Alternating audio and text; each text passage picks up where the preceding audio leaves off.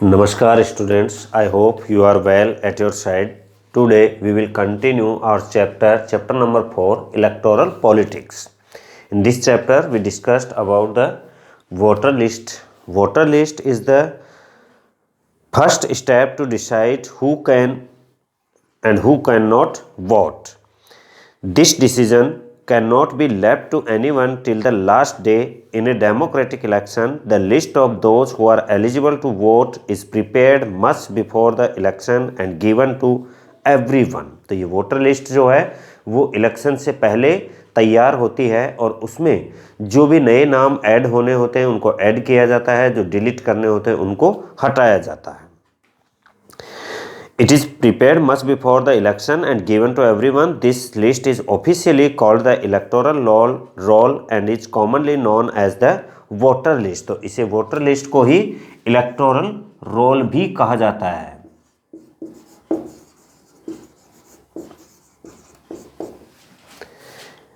निर्वाचक नामावली. This is an important step for it link to the first condition of a democratic election. Democratic elections की ये पहली conditions है. Everyone should get an equal opportunity to choose representative. In chapter 1 we read about the principle of universal adult franchise. In practice it means that everyone should have one vote and each vote should have equal value. तो सभी को 1 person 1 vote और 1 value के principal के based जो universal adult franchise है उसी principal पर सबको वोटर राइट दिया गया है. और इसमें वोटर लिस्ट में जो भी नेम है उन सबको इक्वल राइट्स जो हैं. No one should be denied the right to vote without a good reason. बिना किसी गुड रीजन के किसी को भी वोट देने के राइट से डिनाइड नहीं किया जा सकता, रोका नहीं जा सकता. और इस चीज़ के लिए कि किसे नहीं दिया जाएगा तो वो क्रिमिनल एक्टिविटीज़ में इन्वॉल्व हो, कहीं क्रिमिनल जो वो डिक्लेयर किया गया हो या फिर वो अनसाउंड माइंड डिक्लेयर किया गया हो, तब उसे उस चीज़ से रोका जाएगा. Next step is the nomination of candidate. कि कैंडिडेट का नॉमिनेशन कैसे किया जाता है.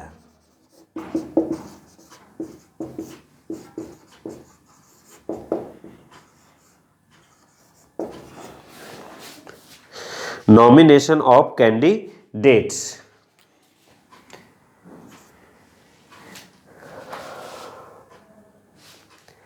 कैंडिडेट्स जो हैं, हम इलेक्शन में जो लीडर्स खड़े होते हैं, पॉलिटिकल लीडर्स, पॉलिटिकल पार्टी के मेंबर्स हैं या इंडिविजुअल लीडर्स हैं या जिनको हम इलेक्शन में जो पार्टिसिपेट करते हैं, उम्मीदवार जो हैं, उन उम्मीदवार को कैंडिडेट कहा जाता है. तो nomination of candidates. We noted above that in democratic election people should have a real choice. This happens only when there are almost no restriction on anyone to contest an election. Contest an election का मतलब है चुनाव लड़ना.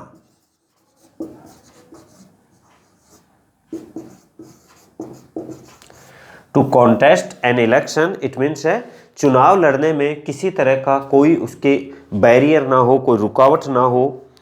तो no restrictions, कोई restrictions ना हो. और this is what our system provides. Anyone who can be a voter can also become a candidate in elections. और ये हमारे सिस्टम में है कि जो एक वोटर है वो एक कैंडिडेट भी बन सकता है, इलेक्शन में खड़ा हो सकता है. The only difference is that is in order to be a candidate the minimum age. वो डिफरेंस जो है वो केवल एक मिनिमम एज का है कि वेरियस जो पोस्ट्स हैं for the candidature of the in the elections, जो अलग अलग एज है, मिनिमम एज का क्राइटेरिया है, वो क्राइटेरिया तो फॉलो करना ही पड़ेगा. For example there is a 25 years for a candidate in the election of Lok Sabha. तो लोकसभा के इलेक्शन में कैंडिडेट बनने के लिए, कॉन्टेस्ट करने के लिए उसे 25 ईयर की एज कंप्लीट होनी चाहिए. जबकि वो वोटर लिस्ट में नाम लाने के लिए या बिकम ए वोटर उसे ओनली 18 ईयर का होना चाहिए. For being a voter there are some other restrictions on criminals etcetera but these apply in very extreme cases. Political parties nominate their candidates who get the party symbol and support parties nomination is often called party ticket. तो जो अपनी अलग अलग party हैं उन party के जो members हैं वो पार्टी के मेंबर्स को भी इलेक्शन में कैंडिडेट्स बना सकते हैं और उन्हें पार्टी की टिकट कहते हैं। जो पार्टी की मेंबरशिप है उन्हें पार्टी की टिकट कहते हैं कि पार्टी से टिकट मिली है और उस टिकट से वो लड़ रहे हैं। Every person who wishes to contest an election has to fill a nomination form and give some money as security deposit। जो भी कोई इलेक्शन में खड़ा होना चाहता है उसे नॉमिनेशन फॉर्म फिलअप करना होगा और एक अमाउंट जो है वो amount as a security deposit करवाना होगा। Recently, a new system of declaration has been introduced on direction from the Supreme Court. Every candidate has to make a legal declaration giving full details of। अब supreme court की कि कुछ लोग क्या थे, criminal activities में involve होते थे बट फिर भी वो इलेक्शन कॉन्टेस्ट कर लेते थे। तो अब उनको रोकने के लिए सुप्रीम कोर्ट ने एक गाइडलाइन इश्यू की है और सुप्रीम कोर्ट के अकॉर्डिंग कुछ डिटेल्स हैं वो कैंडिडेट्स को इलेक्शन में नॉमिनेशन फॉर्म भरते टाइम वो फिलअप करनी होती है। कौन सी जो डिटेल्स हैं वो हैं serious criminal cases pending against the candidates. वो केसेस जो कैंडिडेट्स के अगेंस्ट पेंडिंग चल रहे हैं। Details of the assets and liabilities of the candidate and his और हर फैमिली। उसे अपनी फैमिली की और खुद की जो असेट है और लाइबिलिटीज हैं वो दोनों को शो करना होगा। Education qualification of the candidate. तो these 3 conditions should be fulfilled by the every person who want to be a candidate in an election। जो इलेक्शन में लड़ना चाहता है तो at the time of filling the nomination form these details are given by the candidate। तो candidate जो ये information है वो प्रोवाइड करवाएगा।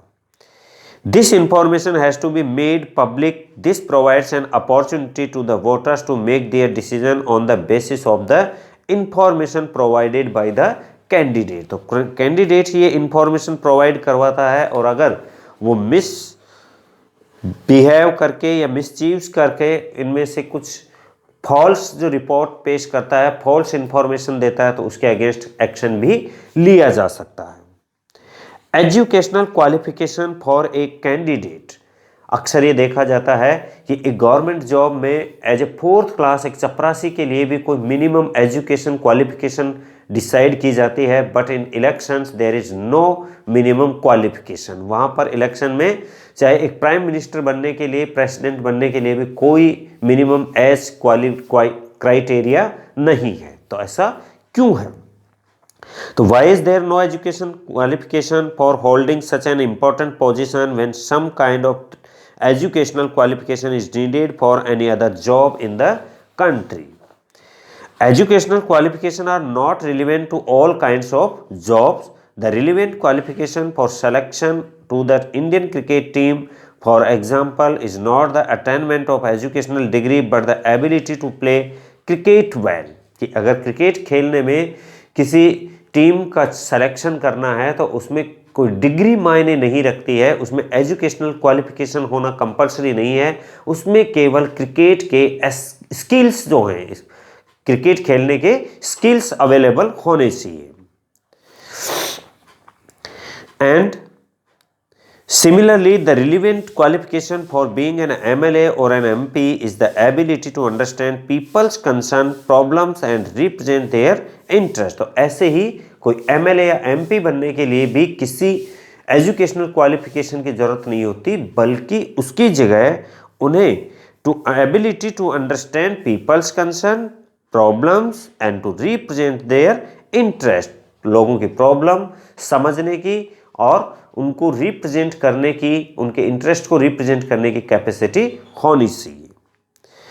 Weather they can do so और नॉट इज एग्जामिन्ड बाय लार्क्स और examiners their voters after every 5 year. और उन्हें ये सब चीज़ें जो हैं उनकी एक एग्ज़ाम होती है एज ए इलेक्शन और लाखों वोटर जो हैं वो उस एग्ज़ाम में एग्जामिनर बन करके उनको चेक करते हैं कि इलेक्शन में जिताना है या हराना है। Even if education was relevant, it should be left to the people to decide how much importance they give to educational qualification. And in our country, putting an educational qualification would go against the spirit of democracy for yet another reason. It would mean depriving a majority of the country's citizen the right to contest election.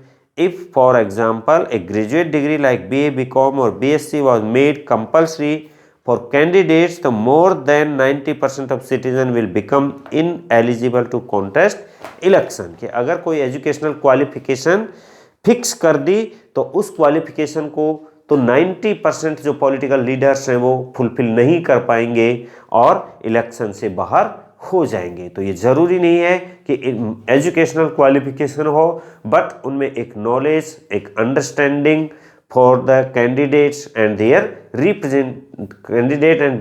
Problems, कि उनके बारे में उनमें समझ होनी चाहिए।